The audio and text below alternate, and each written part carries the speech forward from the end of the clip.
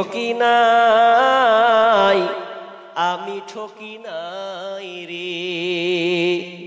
ও সবাইকে ঠকিয়ে এলাম, ও আমি সবাইকে ঠকিয়ে এলাম, আমি কিন্তু ঠকি নাই, আমি ঠকি নাই রে।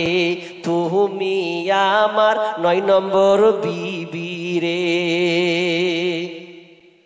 স্ত্রী কিন্তু ভেজালে পড়ে গেছে। কি হলো, স্বামী ফের হলো আবার 9 নম্বরে।